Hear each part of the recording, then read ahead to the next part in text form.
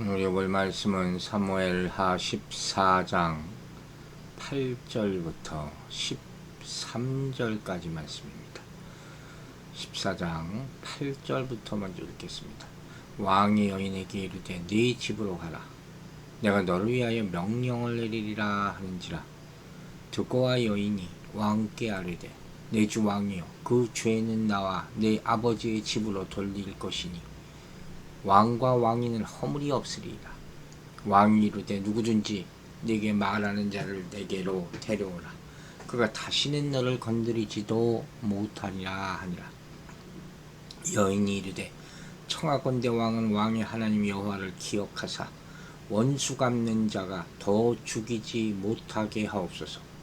내 아들을 죽일까 두렵나이다 하니 왕이 이르되 여호와께서 살아계심을 두고 맹세하노니 네 아들의 머리카락 하나도 땅에 떨어지지 아니하리라 하니라.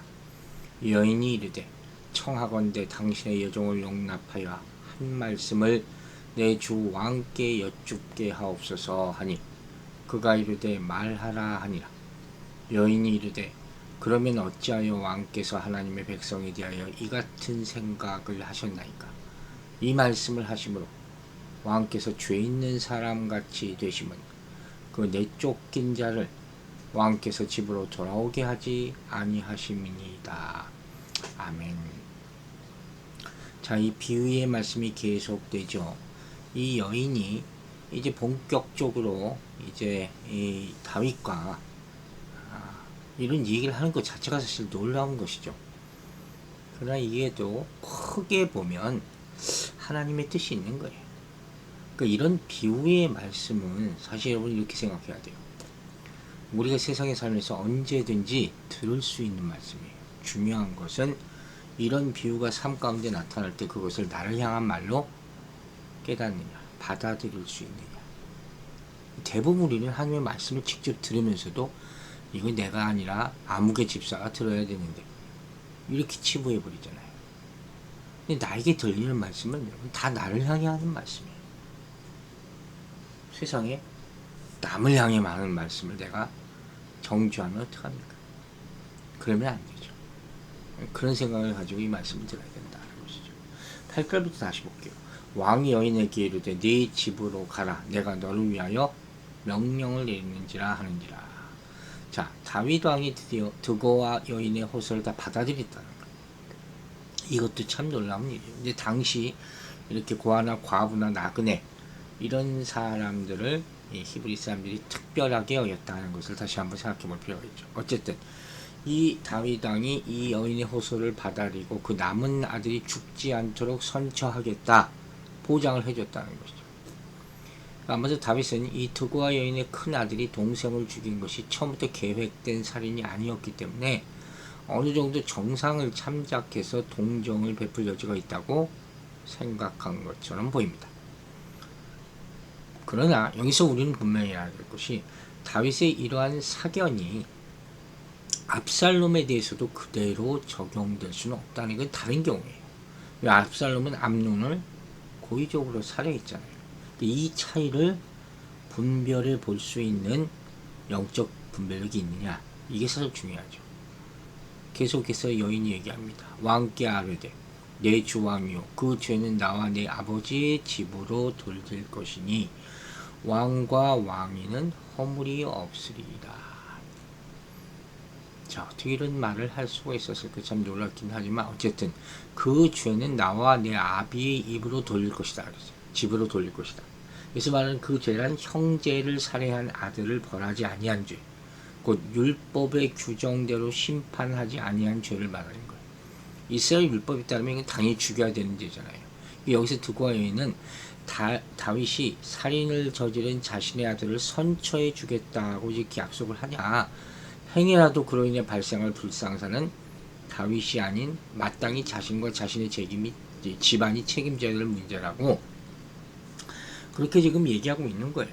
아주 솔직하게 얘기하고 있는 것이 있고 사실 이것이 또 마땅한 것이죠. 따라서 본절은 다시금 이 살인죄를 벌하지 않은 데 대한 잘못은 나와 내 아버지의 집에만 있습니다. 우리 책임입니다. 이렇게 의역할 수 있다는 말이에요. 그런데 여기서 사실 이 여인이 이같이 말한 진정한 목적이 뭐예요? 이건 사실 없는 일이잖아요. 비유를 얻고 만들어낸 얘기. 즉, 이 목적은 압살롬의 범죄에 근원적인 책임이 그 부모, 곧 다윗에게 있다는 것을 은근히 암시하고 있는 거예요. 이걸 볼 수 있어야 돼요. 자, 왕이 이제 대답합니다. 이르되 누구든지 내게 말하는 자를 내게로 데려오라. 그가 다시는 너를 건드리지도 못하리라 하리라. 이 일로 인하여 두고와 여인을 기소하려거나 어떤 식으로든 해를 가하려는 자가 있으면 이스라엘 왕인 다윗에게로 데려오라 하는 거예요. 지금 이 다윗은 최고의 통치자로서 어려움에 처해 있는 과부를 기꺼이 보호해 주겠다는 그런 굳건한 의지를 계속해서 드러내고 있는 것이죠. 아주 훌륭한 이 모습 자체는 굉장히 훌륭한 왕의 모습이라고 볼 수 있어요. 자, 여인이 또 얘기합니다.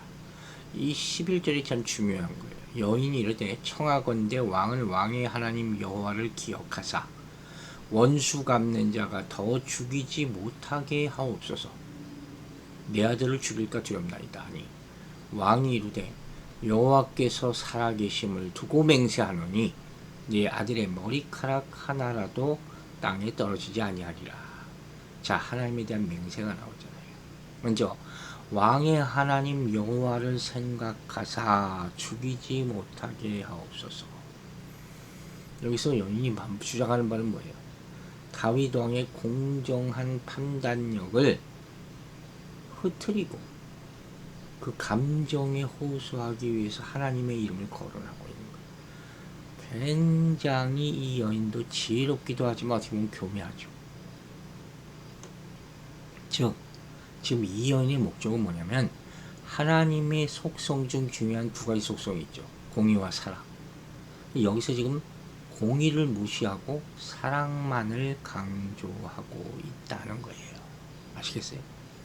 그래서 다윗으로 하여금 압살롬 문제에 있어서 공정한 판단을 하지 못하게 정신을 흐리게 만드는 거예요. 무서운 거죠. 이걸 제가 강조한 이유를 생각해 보셔야 돼요. 과연 누가 이렇게 공격을 하느냐. 여기 원수 갚는 자라는 말 나오잖아요. 피의 보복자, Avenger of Blood라는 무서운 말이에요. 민수기 35장 19절을 보면 피를 보수하는 자라고 지금 번역되어 있거든요. 즉 억울하게 죽임을 당한 자의 가장 가까운 친족을 가리킵니다.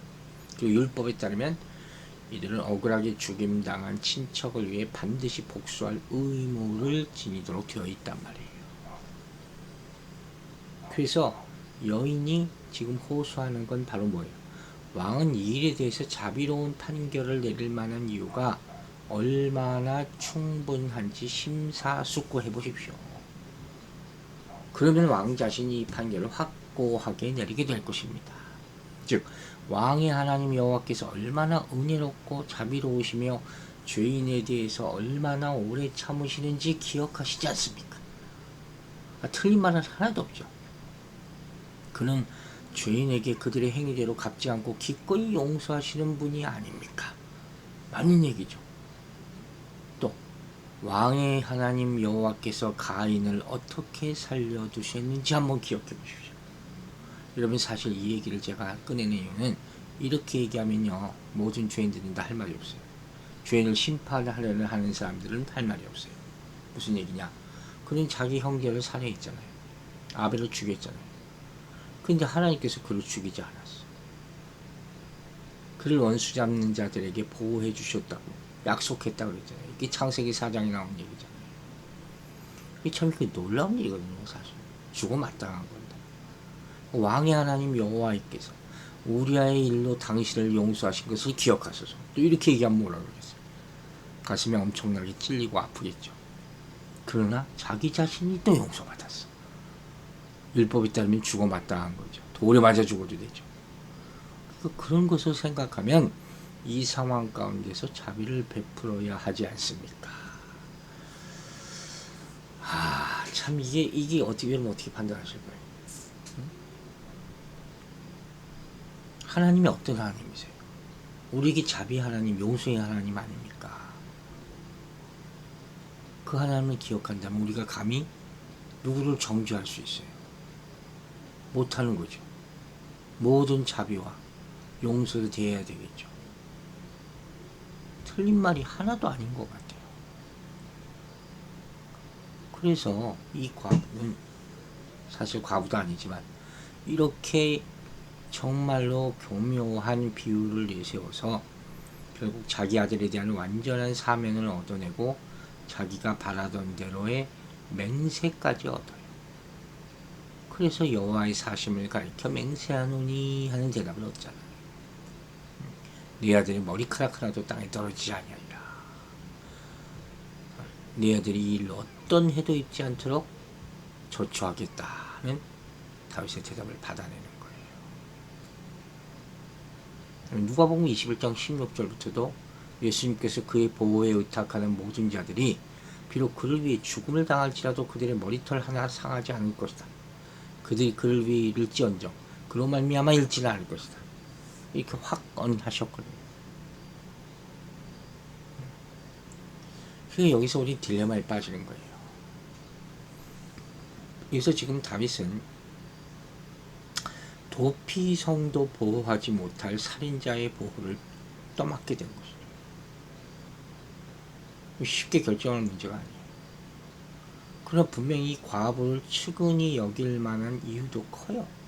그 아들을 봐줄 만한 그런 판결을 내릴 수도 있다는 거예요. 이 과부의 말이 정말 교묘한 말이었다는 거예요. 틀린 말 그 자체로는 하나도 없다니까요. 자기 형제를 살해했지만 뭐 꼭 그게 우발적인 거 아니었느냐. 갑자기 발끈해서 일어난 사건이라면 살려줘야 되는 건 아니야. 하나님이 우리를 살려준 것처럼. 정상 참작이라는 게 또 있잖아요. 그걸 또 생각해보면 이미 다윗은 이 여인의 말에 다 넘어간 거죠. 그래서 이때는 자비와 용서가 공의와 심판을 이기게 되는 순간이에요. 그럼 이게 오늘 본문의 핵심이에요. 자비와 공의, 사랑과 공의, 이것이 우리의 딜레마예요. 우리는 상황마다 이 판단을 잘해야 돼요. 여기서는 뭐가 오를까요? 결과부터 먼저 생각해 봅시다. 결과적으로 보면 여기서 한 다윗의 맹세, 이 아들을 봐주겠다 한 맹세는 하나님의 자비를 생각한 거죠. 그러나 한편으로는 분명히 공의를 무시한 거예요. 그러니까 결과적으로 잘못된 맹세예요. 다윗은 한쪽에 치우쳤어요. 다윗은 군중들의 입장도 다 들어봐야 되고 하나님께 물어봤어야 되잖아요. 그런데 한쪽 편의 말만 듣고 맹세해버린 거예요. 즉 그의 판단 기준은 하나님의 율법의 말씀이 아니라 인간의 편협한 감정으로 말미암아 결정한 것이었다는 거예요. 그러니까 이런 맹세는 오히려 하나님의 이름을 욕되게 한 경솔한 맹세가 되는 거예요. 우리 십계명 배우면서 하나님의 이름을 망령되게 부르지 말라. 그 망령되게 부르는 예를 이번 오늘 주일날 말씀할 건데 바로 그 가운데 하나가 헛된 맹세예요. 잘못된 맹세. 무지가 이런 걸 나와요. 어쨌든 이렇게 여인이 감정적인 논리로 다윗을 압박했고 다윗은 율법을 집행하는 왕으로서 평정심을 잃고 상황에 휘말려 공의를 무시하게 됐어요. 자, 여기서 우리가 아주 중요한 교훈을 하나 얻습니다. 지금 뭐냐? 교회는 사적인 이익이나 개인적인 연민이나 상황적인 필요에 영향받아서는 안 된다는 거예요. 교회 지도자는 어떤 사안이든 사사로운 판단을 해서는 안 된다는 거예요. 내가 못하겠으면 교회 공의에 맡겨야 돼요. 교회 법에 맡겨야 돼요. 우리는 이런 거 가지고 싸울 이유가 하나도 없어요. 그리고 하나님이 결정해 주시는 것을 따로 내가 뭐 뒤집으려고 해서는 안 돼요. 내가 상황을 바꾸려고 해서는 안 돼요. 그럼 언젠가는 그 결과로 말미암아 내가 심판받게 돼요. 여러분, 교회의 머리는 우리가 아니에요. 주님이세요. 교회는 성경과 주님의 뜻에만 따르는 거예요. 특히 지도자들은 성경적 원리와 주님의 뜻에 따라 처리할 수 있어야 돼요. 이걸 함부로 자기가 바꾸려고 해서는 안 돼요. 아무리 자기가 논리적으로 맞다고 생각해도. 아시겠어요? 교회는 진리를 사수해요. 말씀이죠. 덕을 세워야 돼요. 남에게 덕이 되는 행동을 해야죠. 그래서 교회의 순수성과 순결함을 지켜야 된다는 거예요. 12절 보세요. 12절과 10절. 여인이 이르되 청하건대 당신의 여종을 용납하여 한 말씀을 내 주 왕께 여쭙게 하옵소서 하니 그가 이르되 말하라 하니라. 여인이 이르되 13절이에요. 그러면 어찌하여 왕께서 하나님 백성에게 같은 생각을 하셨나이까? 이 말씀을 하심으로 왕께서 죄 있는 사람같이 되시면 그 내쫓긴 자를 왕께서 집으로 돌아오게 하지 아니하심이나이까. 자, 이제 점점 이 지금 다윗의 맹세까지 얻어냈잖아요. 이제 이 이야기를 압살롬의 경우에 적용시키기 위한 이 드고와 여인의 교묘한 청원의 모습이 나타나는 거예요. 결국 이 얘기를 하려고 했던 거죠. 어찌하여 하나님의 백성에게 이와 같은 도모를 했습니까? 그래서 하나님의 백성이 이스라엘 가리키는 것이죠. 이 같은 도모를 했습니까? 하는 얘기는 이 도피에 있는 압살롬을 용서하지 않는 다윗 왕의 처사를 말하는 거예요. 이제 대놓고 얘기를 하는 것이죠. 근데 여기 나오는 대하여라는 거예요. 하나님의 백성에게 대하여는 우리가 전에 배웠잖아요. 히브리어 R이라는 단어는 긍정적인 의미가 있고 부정적인 의미가 있다. 어게인스트라는 의미가 있다는 거예요. 여기서는 왜 이스라엘 백성들을 거스려서 압살롬을 용납하지 아니하셨나이까? 부정적인 의미. 즉 다시 풀이해서 얘기하면 이스라엘 백성들은 압살롬을 다윗의 왕의 후계자로 인정하고 그 귀환만을 기다리고 있는데 왜 왕께서만 압살롬의 죄를 용납하지 않고 자꾸 시간을 걸리고 있느냐? 그죠? 왕께서 죄 있는 사람같이 되셨다. 아유 가슴이 찔리는 소리. 여기서 죄 있는 사람은 근데 사실 고범자가 아니라 부지 중에 실수한 경범자를 얘기하는 그런 얘기거든요.